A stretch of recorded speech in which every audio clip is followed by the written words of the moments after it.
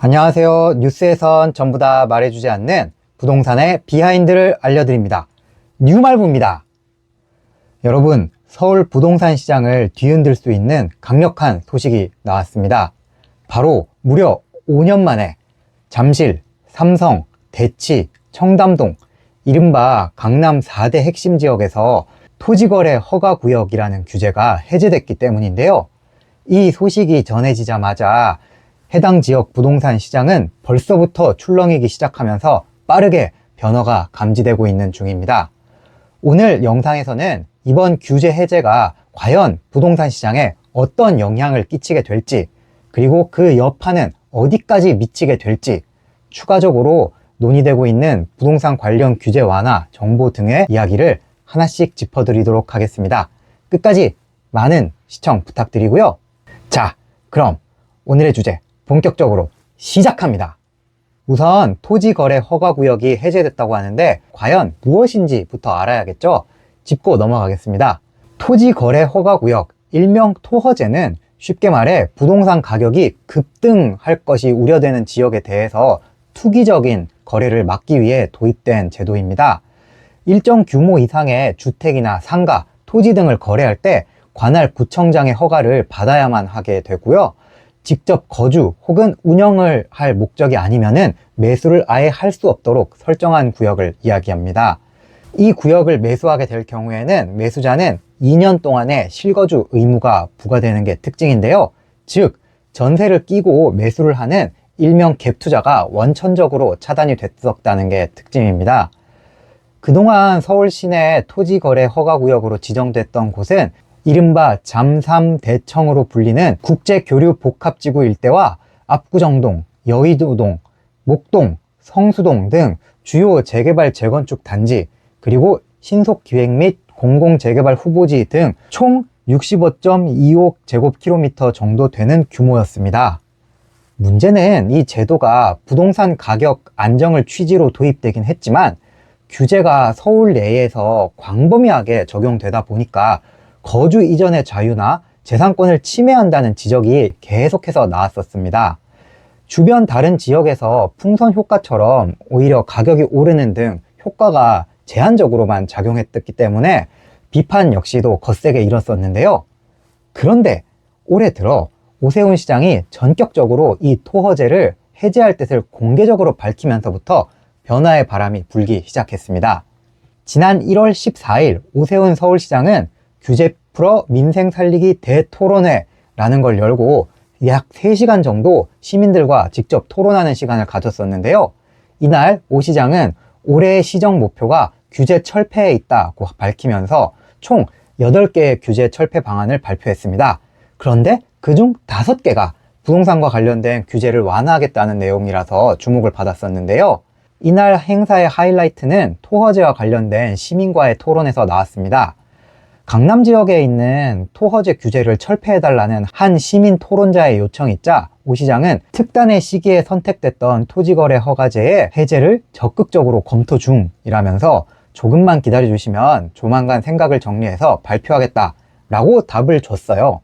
그러면서 대대적인 변화가 예고되기 시작했습니다. 그러고 나서 딱 한 달 정도 지났죠. 서울시는 지난 2월 13일부로 일부 지역, 이른바 잠삼대청 지역에 대한 토허제를 전격적으로 해제했습니다. 구체적으로 잠실, 삼성, 대치, 청담동 이 지역은 강남에서도 굵직굵직한 개발 사업들이 진행되고 있는 핵심 지역으로 꼽히는 곳들이죠. 생활 인프라도 좋고 학군도 좋아서 선호도가 상당히 높은 그런 지역인데요. 이곳에 있는 아파트 305개 단지 중에 291개가 이번에 토허제에서 해제됐습니다. 물론 이 중에서도 예외로 지정해둔 지역들이 있는데요. 바로 대치동 은마, 개포 우성, 미도, 삼성동 진흥, 청담동 현대 1차, 잠실주공 5단지, 아시아 선수촌, 우성 1에서 4차 등 재건축이 현재 진행되고 있는 중인 14개 단지는 제외됐습니다. 재건축 단지의 경우 투기 과열이 될 가능성이 있다는 이유에서였는데요. 마찬가지로 이런 지역들 외에도 토허제 지역인 압구정, 여의도, 목동, 성수동 등 주요 재건축 재개발 사업지들은 역시 계속해서 토허제가 유지되었습니다. 하지만 서울시는 이번 해제를 시작으로 조합 설립 인가 여부에 따라서 2027년까지 현재 지정되어 있는 토어제 지역을 순차적으로 해제하겠다는 뜻을 밝히면서 희망의 싹을 틔워놨습니다. 이번 토어제 해제로 인해 부동산 시장의 분위기는 곧바로 급반전되기 시작했습니다. 그동안은 토어제 규제 때문에 전세도 못 주고 실거주를 해야 되니까 어쩔 수 없이 실제 거주를 할 각오를 하면서 여기에 투자를 했었어야 됐는데요. 이제부터는 누구나 전세를 끼고 투자할 수 있게 됐잖아요. 가뜩이나 선호도가 높고 개발 호재가 가득한 지역에서 개인 투자자를 비롯해서 법인 그리고 갭 투자족들도 다시 시장에 진입을 할 수 있게 되니까 시장이 가장 먼저 발빠르게 반응하게 됐습니다. 실제로 잠실, 대치동 등에 있는 중개업소에서는 분위기가 완전히 달라졌다는 이야기들이 심심치 않게 들려오고 있습니다. 특히나 잠실 엘스, 리센츠, 트리지움, 일명 엘리트라고 하죠. 이런 잠실의 대표적인 대장주 아파트들에서는 호가와 거래가 일제히 뛰어오르기 시작했는데요. 부동산 정보업체 아실에 따르면 잠실동, 엘스, 리센츠, 트리지움, 레이크팰리스 4개 단지의 매물은 14일 기준 1050건으로 한 달 전 1153건보다 8.9% 줄어든 것으로 확인됐습니다. 강남구 대치동 레미안 대치팰리스 매물은 38건으로 연초 60건 대비 매물이 36.7%가량 줄어든 것으로 확인됐습니다. 그렇다 보니까 신고가 거래도 터졌습니다. 잠실 엘스 84 타입에서는 지난 2월 5일과 11일 연달아 역대 최고가 거래가 갱신됐었는데요. 시점은 바로 오세훈 시장이 토어제 폐지를 시사하고 구정 연휴가 지난 후였습니다. 잠실 엘스는 지난해 3월 전용 84 가격이 21억 7천만 원 초반대까지 떨어지기도 했지만 작년 여름부터 집값이 다시 오르기 시작해서 27억까지 5억 원 이상 오르는 모습을 보였었는데요. 이번에 토어제에 대한 기대감이 더해지면서 단숨에 28억 원의 벽을 넘어섰고 곧바로 다시 또 이걸 뛰어넘는 신고가 거래가 연달아 나온 겁니다. 현재 호가는 28억 원에서 많게는 30억 원까지 치솟았고요. 특히나 전세를 끼고 매매를 할 수 있는 이른바 갭 투자 가능한 매물들도 꽤 올라와 있습니다. 그리고 아직 실거래 기록이 찍히지 않아서 여러분들께 보여드리진 못하고 있지만 부동산 커뮤니티에서는 잠실 리센츠 전용 84 타입이 31억 원의 실거래가 찍혔다는 찌라시마저 들려오고 있는 중입니다. 대치동도 마찬가지로 순식간에 달아오르고 있습니다. 대치동에서 가장 신축 단지인 레미안 대치팰리스, 일명 레데펠이죠. 전용 84 타입의 호가는 40억에서 43억 원으로 올라왔습니다. 이 단지의 역대 최고가가 39억 3천만 원이었는데 무조건 예전 최고가보다는 더 높이 받아야겠다는 거죠. 이 단지와 근처에 있는 대치 아이파크도 전용 59 타입 호가가 28억 원까지 치솟았습니다. 이 아파트의 직전 신고가는 작년 10월 이뤄진 26억 5천만 원 거래였는데요. 이것보다 더 높은 가격이 돼야지만 집을 팔겠다는 겁니다. 이처럼 여러 지역에서 매도자들은 규제 해제를 기점으로 호가를 끌어올리고 있고 매수자들은 진입 장벽이 낮아진 만큼 거래에 적극적으로 뛰어들 가능성이 높아진 상태인 거죠.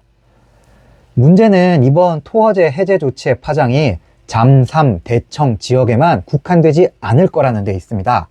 이른바 똘똘한 한 채를 보유하려는 수요가 지속적으로 몰리고 있는 상황에서 이런 유망 지역들의 규제 완화로 활성화된 시장의 열기는 다른 지역까지 확산될 가능성이 무척이나 커지고 있습니다. 지금까지는 제가 토지거래 허가구역 규제가 해제된 잠실, 대치동 등의 집값에 대해서 간략하게 말씀드렸는데요. 아마 이런 생각이 드시는 분들도 계실 겁니다. 아니 30억, 40억이 무슨 동네 강아지 이름도 아니고 평생 내가 한번 보지도 못할 그런 금액이 저쪽 동네에서는 아무렇지도 않게 다뤄지는구나.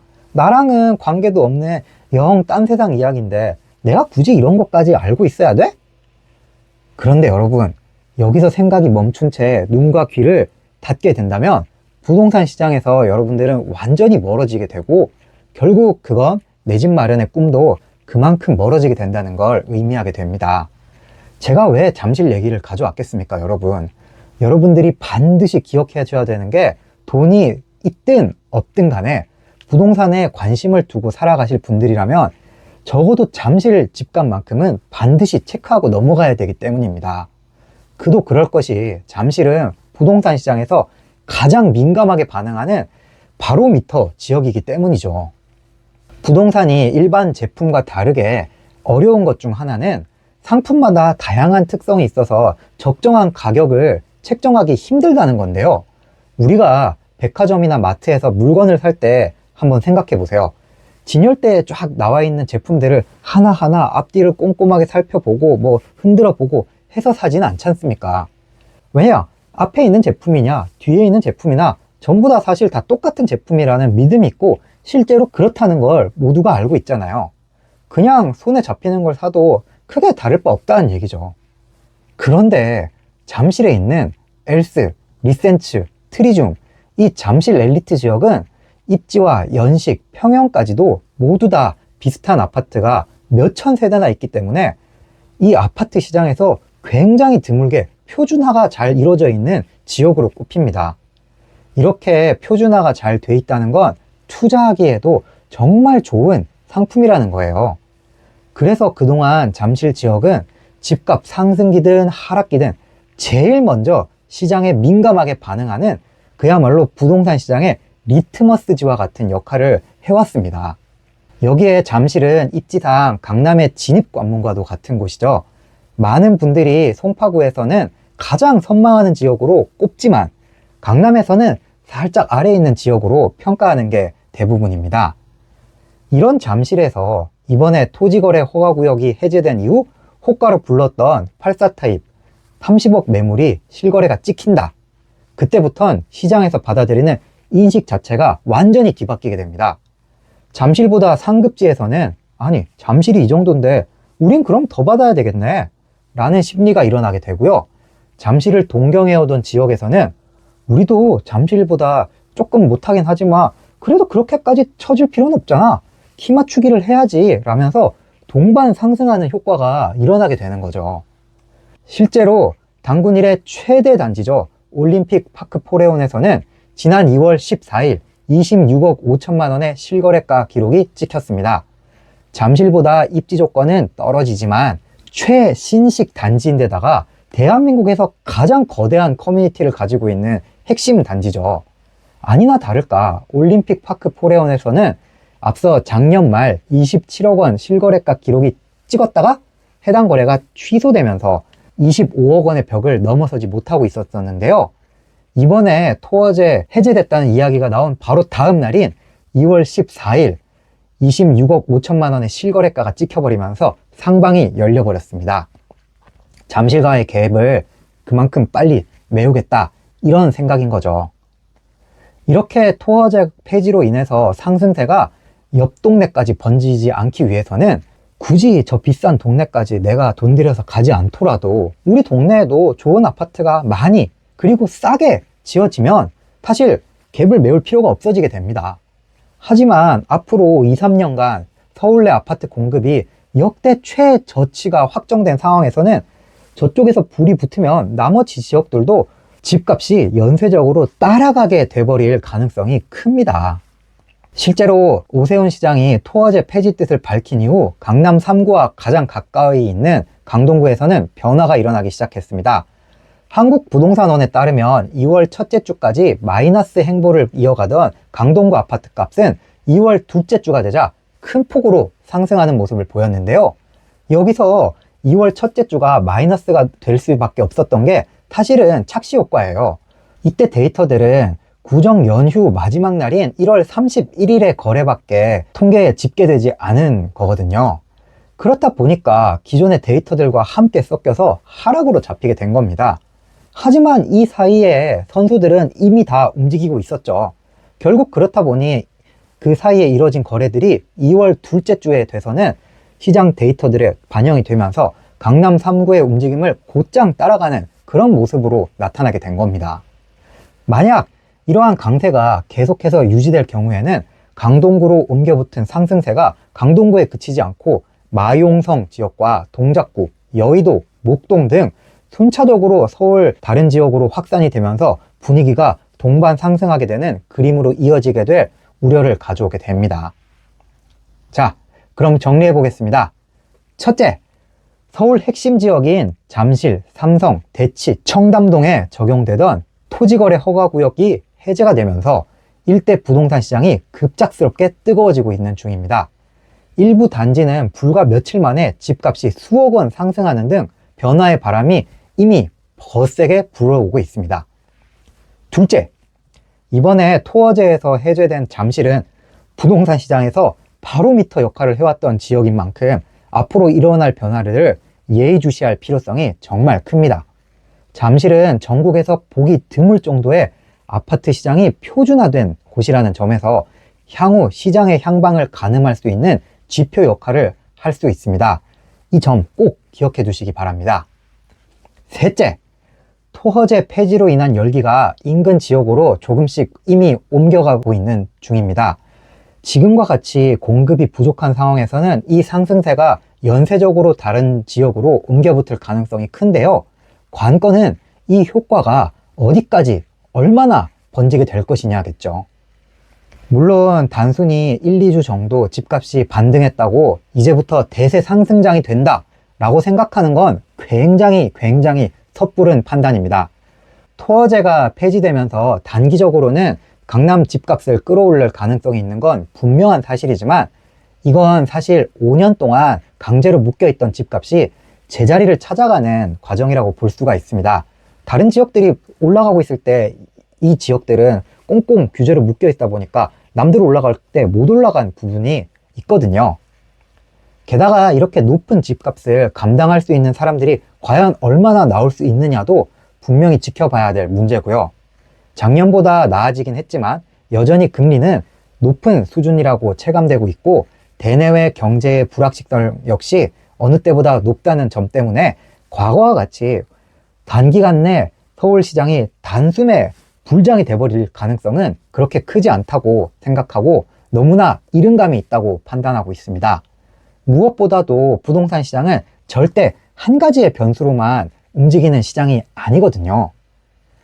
하지만 이번 토허제 폐지는 잠잠했던 부동산 시장에 커다란 파장을 일으킬 수 있는 중대한 변화라는 점만은 확실합니다.